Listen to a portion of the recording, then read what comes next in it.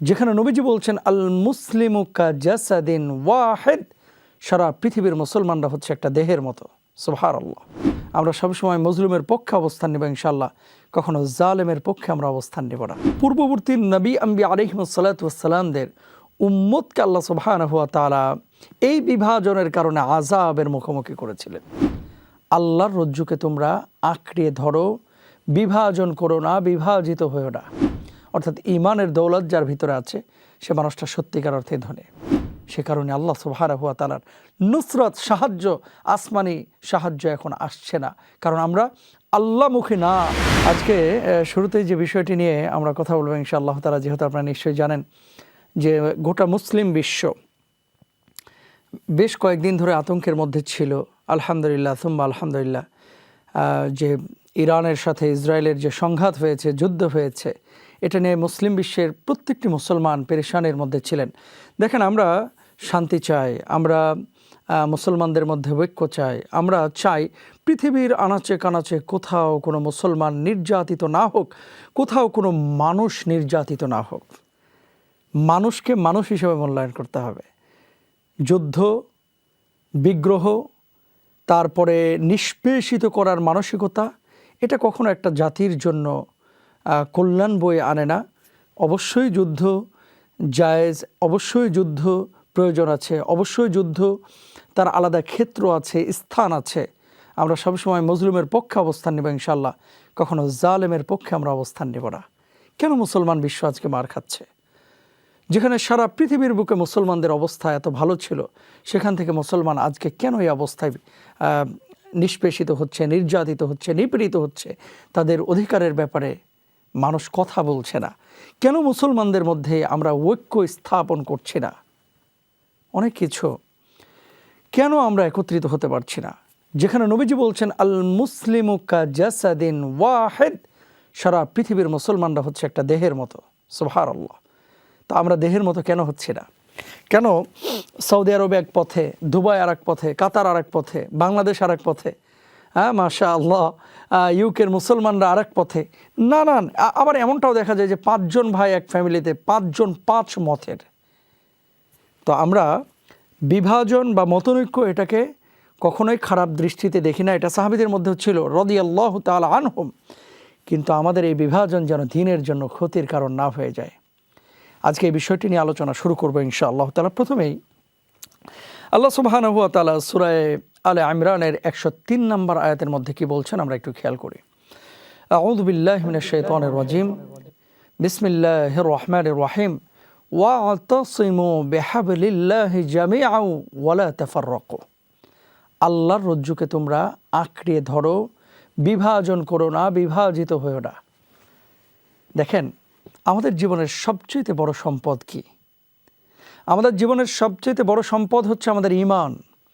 আমাদের জীবনের সবচেয়ে বড় সম্পদ হচ্ছে আমাদের ইসলাম, আমাদের আমাল, আল্লাহর প্রতি আমাদের যে বিশ্বাস স্থাপন আমরা করেছি।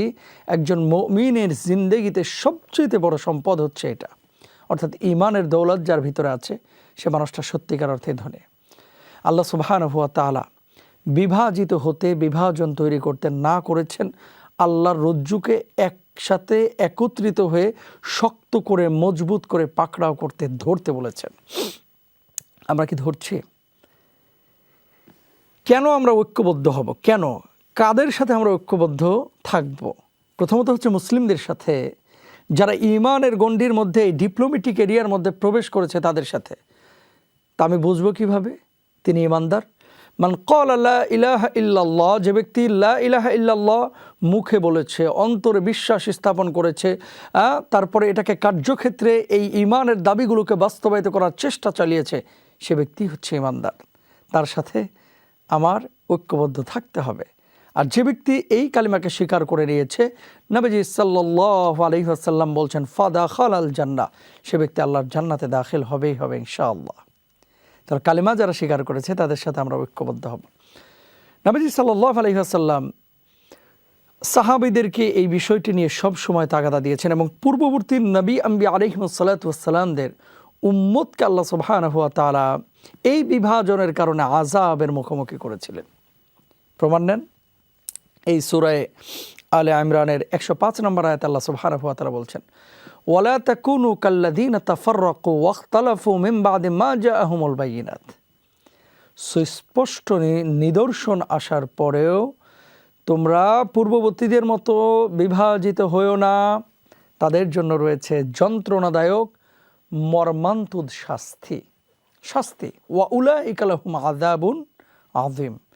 সুতরাং ঐক্যবদ্ধ আমাদেরকে থাকতে হবে। খেয়াল করেন, একটা ইট যখন আপনি একটা দেয়ালের উপরে রাখেন, একটা ঘুষি মেরে এই ইটটাকে কিন্তু দেয়াল থেকে ফেলে দেওয়া যায়, কিন্তু যখন 10টা ইট, 15টা ইট, 20টা ইট একত্রিত করে একটা দেয়াল নির্মাণ করা হয়, তখন ওই যে বুলডোজার লাগে এটাকে ফেলে দেওয়ার জন্য, এই দেয়ালকে ডিস্ট্রয় করার জন্য, ধ্বংস করার জন্য।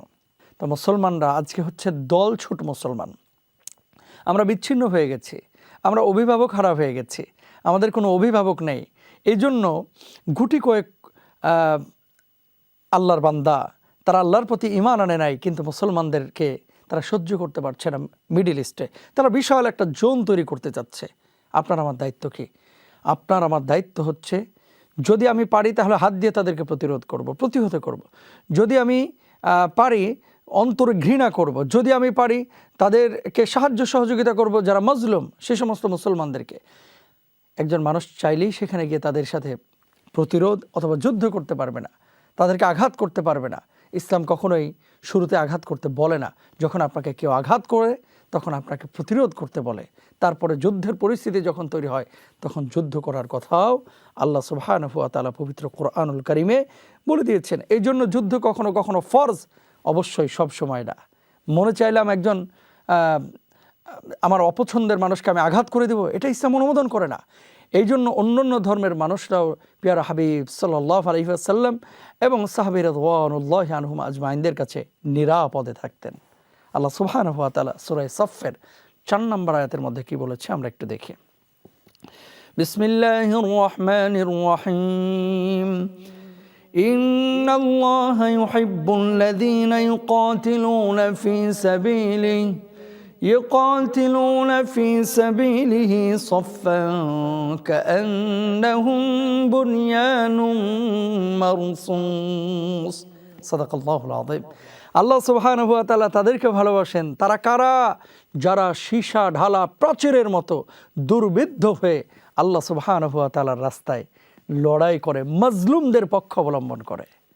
আহা, আফসোস, সারা পৃথিবীতে এতগুলো মুসলিম দেশ, সারা পৃথিবীতে সুবহানাল্লাহ। আপনি আরব বিশ্বের দিকে তাকান, দুবাই, কাতার, সৌদি আরব, আল্লাহু আকবার, কি পরিমাণ অর্থ সম্পদ আল্লাহ সুবহানাহু ওয়া তাআলা এই দেশগুলোর মধ্যে আল্লাহ তাআলা দিয়েছেন। কিন্তু আজকে মুসলিমরা, আমাদের মুসলমান ভাই এবং বোনেরা, বুঝে হোক না বুঝে হোক, তারা ভোগ বিলাসিতায় মত্ত। সে কারণে আল্লাহ সুবহানাহু ওয়া তাআলার নুসরত, সাহায্য, আসমানি সাহায্য এখন আসছে না। কারণ আমরা আল্লাহমুখী না, আমরা দ্বীনমুখী না, আমরা দ্বীনের জন্য নিজেদেরকে নিবেদিত করতে পারি নাই সেইভাবে যেভাবে আল্লাহ তাআলা আমাদেরকে করতে বলেছিলেন। আল্লাহ সুবহানাহু ওয়া তাআলা বলেছিলেন, ইন্নাল্লাহা আশতারা মিনাল মুমিনিনা আনফুসাহুম ওয়া আমওয়ালাহুম বিআন্না লাহুমুল জান্নাহ। আমাদের হিসাব নিকাশ আল্লাহর সাথে আছে। আল্লাহ আমাদের হিসাব নিকাশ নেবেন। আল্লাহ কি বলেছেন? আমার গোলামি করো, তোমাদের জান, তোমাদের মাল জান্নাতের বিনিময়ে, এই জান মাল দিয়ে তোমরা জান্নাতকে ক্রয় করে নাও। তো মুমিনরা তো জান্নাতকে ক্রয় করে তাদের জান আর মাল দিয়ে। আমরা কয়জন নিজেদের জান এবং মাল আল্লাহর জন্য প্রস্তুত করে রেখেছি? প্রত্যেকটা মানুষ দুনিয়া নিয়ে পাগল, প্রত্যেকটা মানুষ। দেখেন, সংক্ষিপ্ত একটা জীবন দুনিয়ার 50 বছর। আপনার হায়াত যদি এখন হয়ে থাকে, প্রিয় ভাই এবং বোনেরা যারা দেখছেন, কারো বয়স 60 বছর, কারো বয়স 70 বছর, কারো বয়স 80 বছর। খেয়াল করে দেখেন, 80 বছর হয়ে গেছে এমন মুরব্বীও আপনি পাবেন আপনার আশপাশে, সেটা আমাদের দেশে হোক, ইউকেতে হোক, ইটালি হোক, স্পেন হোক, জার্মানি হোক, যে কোনো দেশে আপনি এমন বুড়া মানুষও পাবেন যাদের বয়স এখন 80 বছর, যাদের বয়স এখন 70 বছর। এখনও সে চিন্তা করছে, শেষ বয়সে যদি একটা বাড়ি কিনে যেতে পারতাম কতই না ভালো হতো। কাকা, ও চাচারা, ও চাচিরা, ও মায়ার মানুষেরা, ও আমার ভালোবাসার কলিজার টুকরার মহব্বতের ভাই এবং বোনেরা, জীবন প্রদীপটা তো কয়েকদিন পরে নিভে যাবে। এখনও আপনি স্বপ্ন দেখছেন, তাহলে আমাদের স্বপ্নটা কি হবে? আমাদের স্বপ্নটা হচ্ছে, দুনিয়াকে অতটা আমরা চাইবো না, যতটুকু আমাদের প্রয়োজন ততটুকু আমাদের চাইতে হবে। ওয়ালা ইয়ামলা আফাহু ইল্লা তুরাব, কবরের মাটি যতক্ষণ পর্যন্ত আমাদের পেটে না যাবে, দুনিয়ার স্বপ্ন দেখা আসলে আমাদের বন্ধ হবে না, তাই না? একসময় ইউকেতে আসার জন্য কত স্বপ্ন দেখেছেন, আজকে এসেছেন, আজকে পাসপোর্ট হয়ে গেছে, আজকে বাড়ি হয়ে গেছে। এখন চিন্তা যে আরেকটা বাড়ি হলে তো খারাপ হয় না। এই জন্যই নবীজি বলেছেন, লাউ কানা লি ইবনে আদম ওয়াদিন মিন যাহাবিন আহাব্বা আইয়াকুনা লাহু ওয়াদিয়ান।